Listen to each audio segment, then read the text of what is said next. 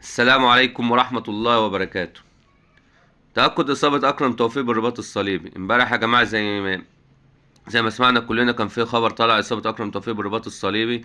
وبعد عمل الأشعة من قبل الدكتور أحمد أبو عبلة اتأكد الإصابة بالرباط الصليبي. لكن بالمناسبة المرة دي في الركبة اليمين، يعني مش نفس القدم بتاعت الإصابة الأولى. المرة دي في القدم اليمنى، وكله زي ما كله قال إنه كان بيجري في كرة مشتركة مع كابتن كهربا. فنط يعني قفز كده قفزه غريبه ان هو يلحق الكره قبل الكابتن كهربا. فوقع على رجله، سمع الصوت، ما كانش قادر يستحمل، سمع صوت يعني طرشاه في الركبه. راح عمل اشعه وتاكد انه رباط صليبي. وده يا جماعه طبعا الاصابه قدر وكل حاجه، لكن ننصح اللعيبه يعني لو ده تمرين مش ماتش، يعني مش محتاجه ان انت تجازف وتنط برجلك، حاجات تطورات برضه، تطورات ملهاش لازمه، يعني في الحركات ملهاش لازمه من اللعيبه وكده. فخد نتيجتها انه جاله اصابه برباط الصليب، اصابه برباط الصليب، وده طبيعي قدر يعني، وربنا وان شاء الله ربنا يشفيهم منها بالسلام. الحاجه التانيه معانا النهارده يا جماعه في 4 مباريات في الدوري الممتاز، المبارين لكل متابعي الدوري المصري. المباراه الاولى هتبقى الساعه 3 الا ربع، مباراه اسوان وانبي. مباراه بين فريقين جريحين، نتائج طبعا الفريقين سيئه جدا الفتره الاخيره. انبي بعد ما قال الكابتن احمد كشري، واسوان طبعا بحكم السكواد اللي مش الضعيف اللي في الفريق، وهم بينحتوا في الصخر وبيحاولوا. والمباراة توقعاتي هتنتهي بفوز أسوان. فوز أسوان على إنبي بسبب إنبي لسه مغيرين مدرب أحمد كشري، لسه ما جابوش مدرب جديد، فهيبقى فيه توقعاتي أسوان هيفوز بالمباراة دي. المباراة التانية الساعة 5 مباراة غزل المحلة وفاركو، ودي بتابع، بنصح بقى المتابعين انهم يتابعوها. مباراة غزل المحلة وفاركو، خصوصا المباراة في المحل، غزل المحلة بقيادة المدرب بابا فاسيلي، وعامل معاهم أداء السنة دي جميل جدا، وبيلعبوا كرة حلوة على الأرض. وقدامهم فاركو بقيادة الكابتن إيهاب جلال، التاني مباراة ليه بعد مباراة الأهلي. وتوقعت المباراة دي هتبقى مباراة قوية جدا يعني ممتعة، يعني كل مشجعي كرة القدم اللي حابين يتابعوا حاجة في الدوري المصري ممكن المباراة دي تتابعوها، المباراة هتبقى قوية. غزل المحلة وفاركو، توقعت المباراة دي يعني تميل للتعادل. المباراة الثالثة معانا هتبقى حرس الحدود والبنك الأهلي. حرس الحدود بقيادة الكابتن أحمد أيوب، والبنك الأهلي بقيادة الكابتن حلمي طولان. وتوقعات المباراة دي هتبقى بداية الكابتن حلمي طولان مع البنك الأهلي، يعني بداية الفوز الكابتن حلمي طولان، زي ما احنا عارفين هو مسك مباراتين خسرهم الاثنين.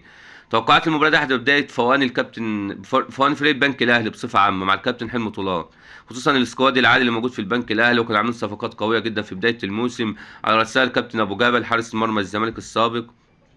توقعات المباراة دي برضه هتبقى فوز البنك الأهلي على حرس الحدود.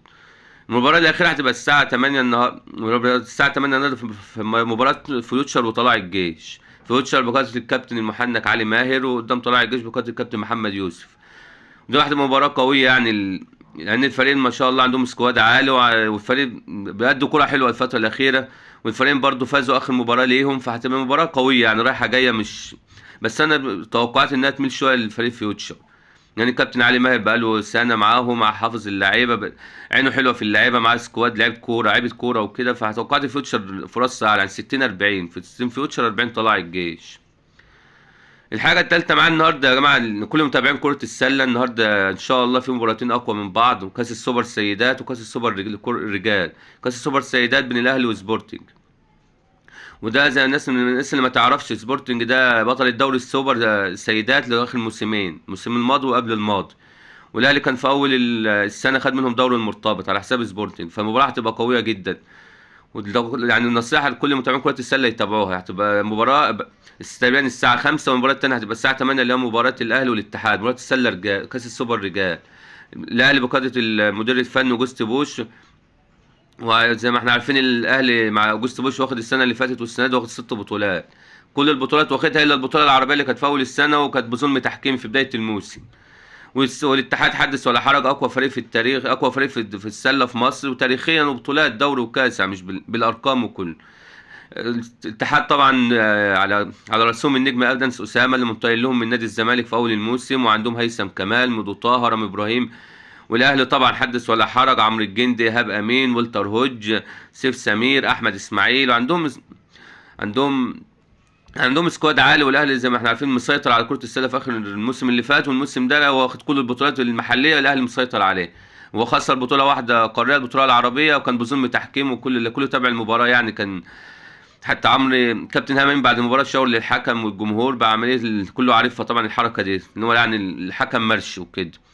وكان الاهلي اتظلم فيها حقيقه ظلم تحكيم. وبرده الاهلي لعبها يعني في الفتره الرابعه، جت فتره ريحت دقيقتين ورا بعض كده والسله الناس اللي مش متابعينها، السله دي بالثانيه يعني من الالعاب الممتعه بجد يعني. يعني انا من عشاق، انا عن نفسي من عشاق كره السله.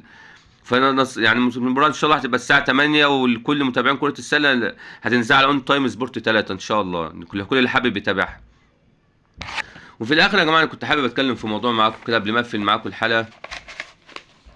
موضوع موضوع الترندات.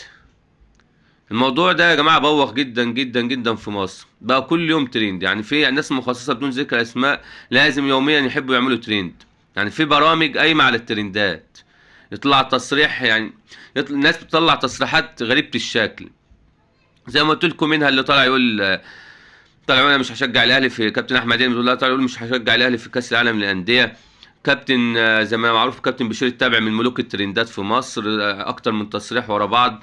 كابتن رضا عبد العال حدث ولا حرج، كل يوم ترند ترند. وكلك طبعا يا جماعه، اللي عايز يركب الترند لازم يجيب سيره الاهلي لو تلاحظوا. يعني اي حد عايز يركب ترند في الفتره الاخيره لازم يجيب سيره الاهلي.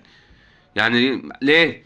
لان الاهلي معروف رقم واحد في الشعبيه، واكبر دليل زي ما انتوا بتشوفوا كل يوم، كل جوله بياخدوا اسبوع من الاسبوع، لاعب الاسبوع بيجي من النادي الاهلي وفرق كبير عن اقرب منافسيه. يعني اخر حاجه كان كابتن علي معلول لاعب الجوله الثامنه خدها 94%، مقابل سيد زيزو خدها 5%.